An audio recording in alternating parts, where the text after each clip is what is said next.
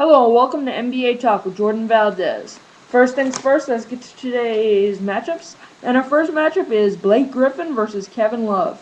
Blake Griffin is the starting power forward for the Los Angeles Clippers. He is a very, very good dunker, and he gets a lot of rebounds.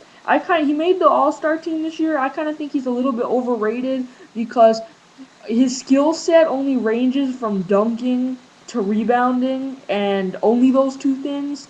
So, he's not that good. He doesn't have an outside shot. He's not that good at of just scoring in the paint without dunking the ball. He just gets a lot of alley oops from originally Baron Davis, and then Mo Williams did an okay job. Not compared to Baron, but he did an okay job getting him the alley oops he needed.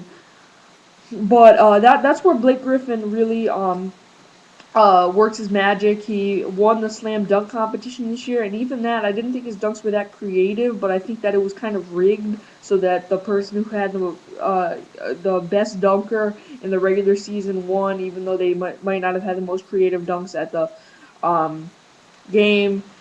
But Blake Griffin, he's just a very, very good dunker. Made the All-Star team this year. Kevin Love now. Kevin Love also had kind of a breakout season this year. He also made the All-Star team. He's the starting power forward for the Minnesota Timberwolves. He can also play center.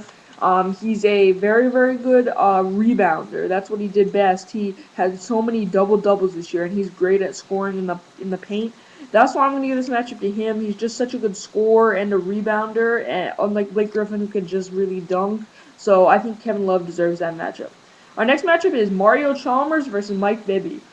The reason I chose this matchup was because these are the two point guards that have really been fighting for a starting role later in the season once Mike Bibby was signed by Miami. They were really fighting for the starting point guard spot in Miami. Now, Carlos Arroyo actually started out the season with them, but then they waived him, and he signed with Boston. But Mario Chalmers then took over the starting role. But then the Heat signed Mike Bibby all of a sudden after he bought out his contract with the Wizards after he was traded from the Hawks to the Wizards. Anyway, making it more confusing than it was, than it really is. Mike Bibby ended up in Miami, and basically, he got Eric Spoelstra pretty quickly gave him the starting spot, and he kept that starting position until the NBA Finals when after Game 1, I think, they replaced him with Mario Chalmers. Now, Mario Chalmers is a lot younger. He's probably a better scorer and a better defender. Mike Bibby's probably a better outside shooter. But they're both pretty average above. They're both above average point guards. Mike Bibby really was in his prime with Sacramento when he was an All-Star. Mario Chalmers, I don't think he's hit his prime yet. Like I said, he's still very young. I'm going to give this matchup to Mario Chalmers. He really, when they need him to score, he can score. Whereas Mike Bibby, he's older. He's a little bit slower than he used to be. So I'm going to give the matchup to Mario Chalmers. Now let's talk NBA headlines. The owners and the players are meeting again today. Let's hope they can get something done so we can end this lockout.